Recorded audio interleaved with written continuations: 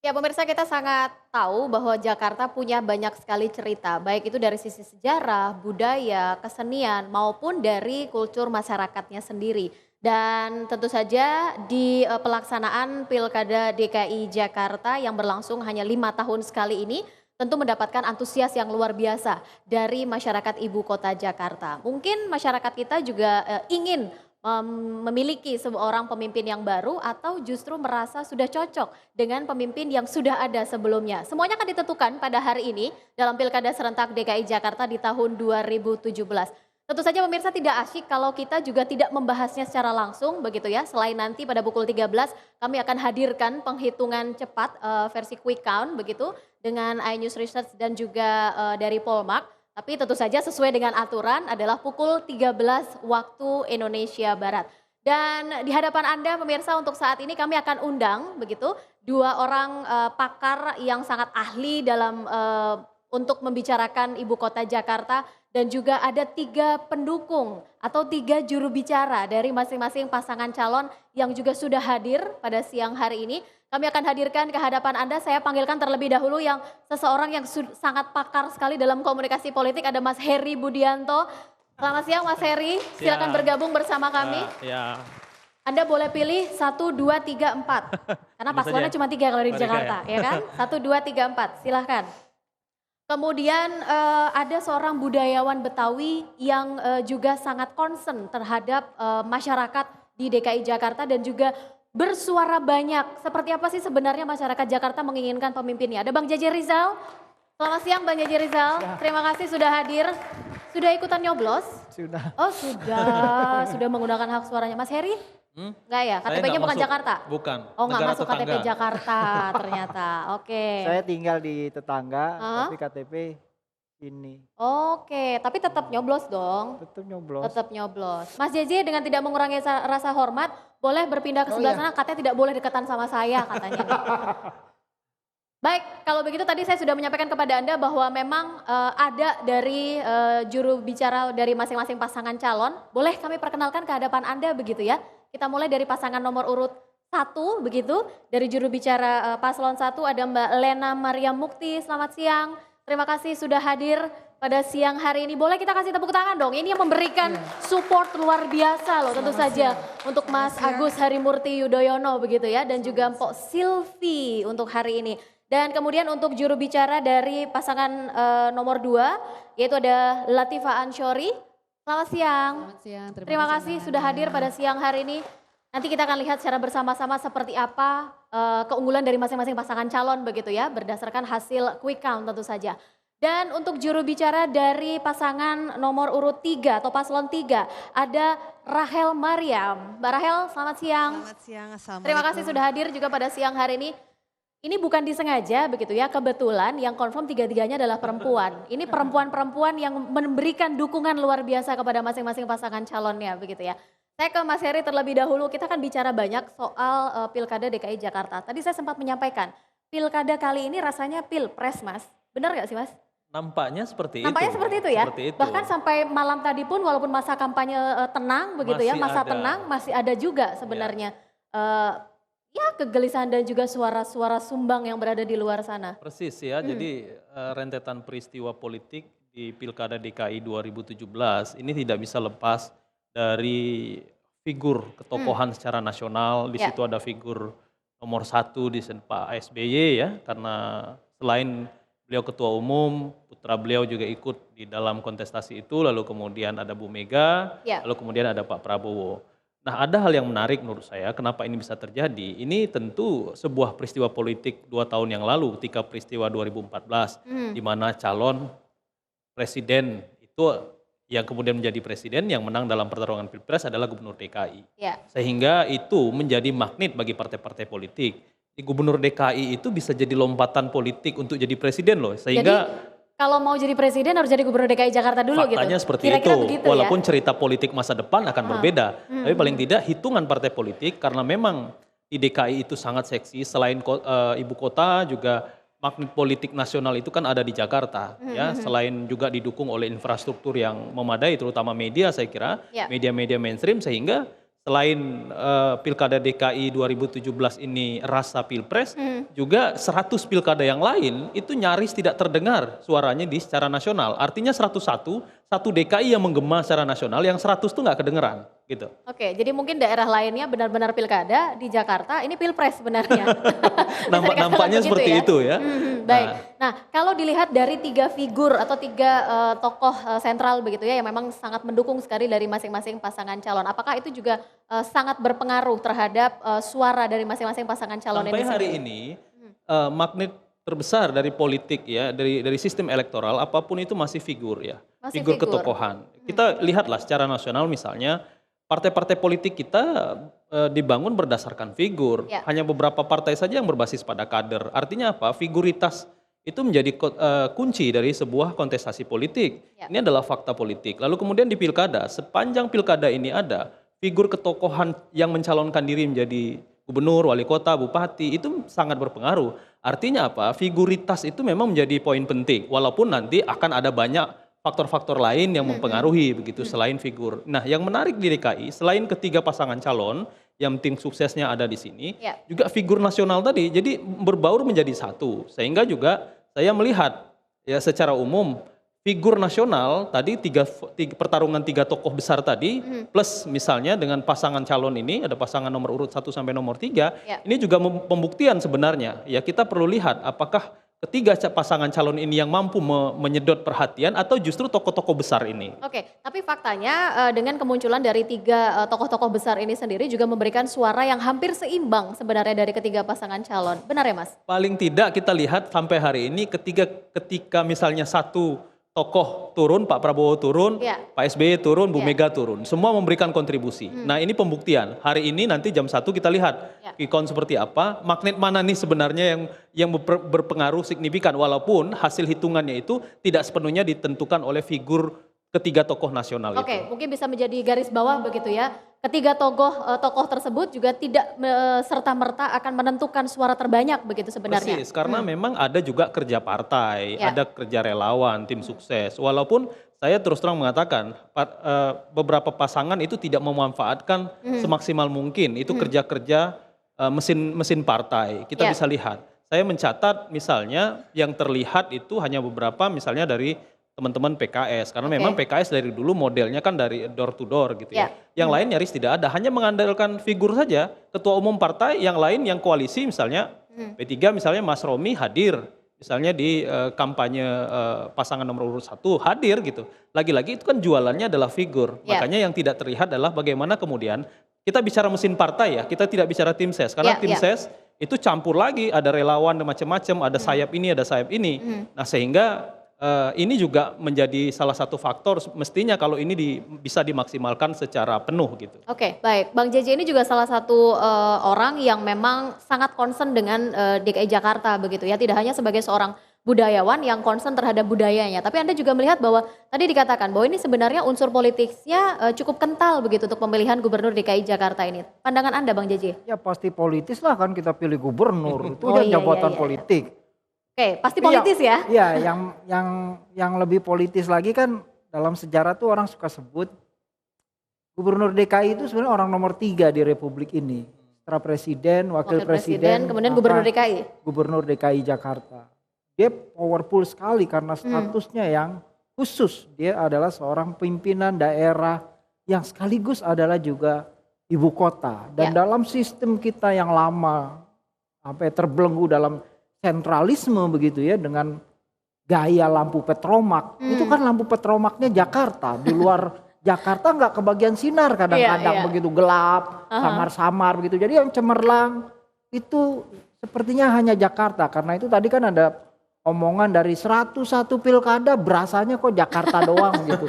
Kayaknya jahanam sekali demokrasi kita begitu. Yang terasa hanya Iya. satu daerah saja. Bahkan menurut saya tadi juga dikatakan Jakarta 1 itu tiket untuk ke RI 1. Kita masih ingat gubernur sangat legendaris tuh Bang Ali Sadikin itu Ya. dia di off gitu, di stop oleh Pak Harto tahun 1977 karena takut ada 2 matahari. Begitu Bang Ali figurnya, pesonanya begitu ya, begitu besar di masyarakat gitu dan terlibat dalam urusan-urusan politik yang kadang-kala bersifat nasional ini Ya. dianggap berbahaya begitu, makanya di stop. Nah kemudian orang berpikir DKI Jakarta memang tiket untuk RI 1, apalagi setelah Pak Jokowi belum 5 tahun memimpin udah naik jadi presiden terbukti ya. gitu. Jadi sekarang bisa jadi belum 3 bulan, 4 bulan itu bisa jadi bisa dicalonin jadi presiden. Oke, Jadi memang sepanjang politis loh.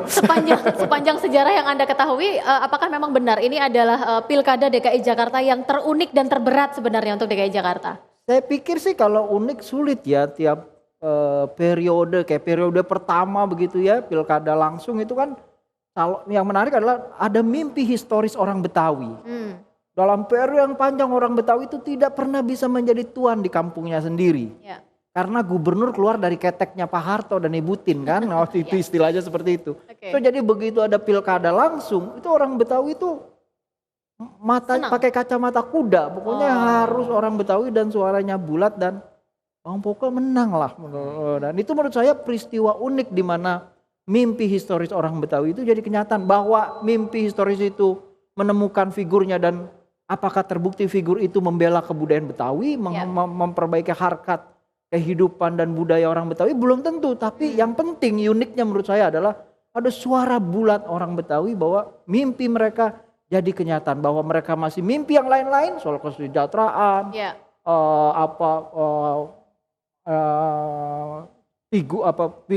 tempat orang Betawi di tengah masyarakat begitu ya, nasib tanah Betawi itu tidak ada begitu. Dan menurut saya yang unik hari ini justru itu pilkada yang menunjukkan rasa sentimen-sentimen yang sangat kuat yang nggak pernah kita lihat dalam sejarah kita. Pilkada DKI Jakarta. Iya, dan saya pikir dalam pilpres yang lalu pun tidak sefenomenal hari ini, karena menurut saya pilkada hari ini itu bagian dari demam yang gak harus sudah dari pilpres. Oke, baik. Demam yang tidak berkesudahan tentu saja di Pilkada DKI Jakarta. Dan tidak lepas dari program yang memang sudah diberikan oleh masing-masing pasangan calon, baik itu nomor urut 1, 2, dan juga 3 di masa kampanye yang berlangsung kurang lebih sekitar 3 bulan ini. Kami ingatkan kembali kepada Anda begitu ya, apa saja sebenarnya program-program unggulan yang ditawarkan oleh masing-masing pasangan calon. Berikut ini.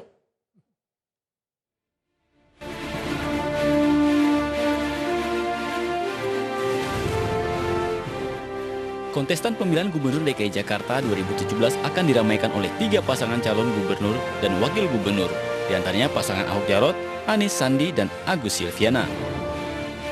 Pasangan Anies, Sandi, dan Agus Silviana diumumkan di hari terakhir pendaftaran pasangan bakal calon gubernur dan wakil gubernur DKI Jakarta. Munculnya pasangan Anies Sandi dan Agus Silviana adalah buntut dari buntunya komunikasi politik 6 partai non-pendukung Ahok.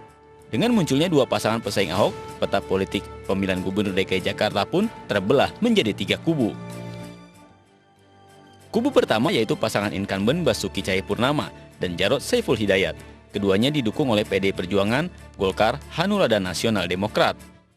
Total kursi keempat partai ini sebanyak 52 kursi atau hampir separuh dari jumlah total kursi di DPRD. Kubu kedua yaitu pasangan Anies Baswedan dan Sandiaga Uno. Pasangan ini didukung oleh Partai Gerindra dan Partai Keadilan Sejahtera. Gabungan kursi kedua partai ini di DPRD DKI sebanyak 25 kursi. Kubu ketiga yaitu pasangan Agus Yudhoyono dan Silviana Murni. Munculnya pasangan ini cukup mengejutkan karena sebelumnya tidak pernah diperhitungkan akan meramaikan bursa Pilgub DKI Jakarta. Pasangan ini didukung oleh 4 partai politik yaitu Partai Demokrat, P3, PKB, dan PAN. Total kursi keempat partai ini sebanyak 28 kursi. Dengan munculnya 3 pasangan calon ini, Pilgub DKI Jakarta diprediksi akan berlangsung dalam 2 putaran. Namun dari ketiga pasangan ini, pasangan Agus Silviana yang dianggap paling lemah. Sedangkan Sandi dan Anies masih bisa mengimbangi Ahok karena elektabilitas Sandi jauh di atas Silviana Murni. Sementara elektabilitas Agus sebagai cagup belum terlihat. Jakarta yang berstatus daerah khusus mensyaratkan pemenang Pilgub adalah pasangan yang meraih suara 50% plus 1. Jika dalam putaran pertama tidak ada yang meraih suara lebih dari 50%, maka Pilgub akan digelar dalam 2 putaran. Tim Liputan MNC Media memberitakan.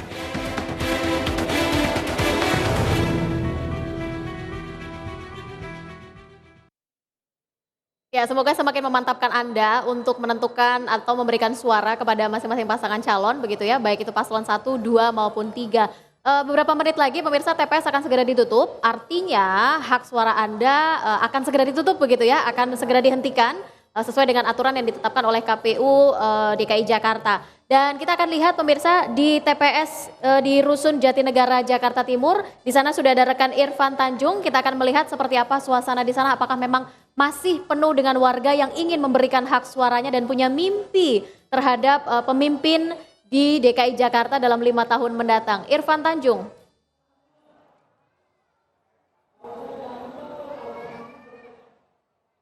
Ya, Irfan. Ya, baik, terima kasih Rizka dan juga pemirsa. Hingga siang hari ini sudah lebih dari 70% pemilih yang terdaftar sebagai DPT yang telah menggunakan hak suara mereka di TPS 33 dan 34 di Rusun Jatinegara Jakarta Timur ini. Dan tentunya banyak sekali harapan-harapan yang diinginkan oleh warga DKI Jakarta untuk pemimpin baru nanti. Selain ingin perubahan untuk DKI Jakarta, tentunya juga warga DKI Jakarta menginginkan agar Jakarta lebih bebas dari kemacetan yang terjadi, yang dimana yang seperti kita ketahui juga Rizka dan pemirsa bahwa kemacetan masih menjadi permasalahan utama di ibu kota, yang dimana memang kemacetan tersebut terjadi hampir setiap harinya. Selain itu juga banjir yang sering terjadi di kawasan DKI Jakarta ini, yang dimana memang banjir selalu terjadi tiap tahunnya, dan tentunya ini menjadi sebuah harapan dari warga DKI Jakarta untuk pemimpin DKI yang baru nanti agar bisa mengatasi permasalahan tersebut.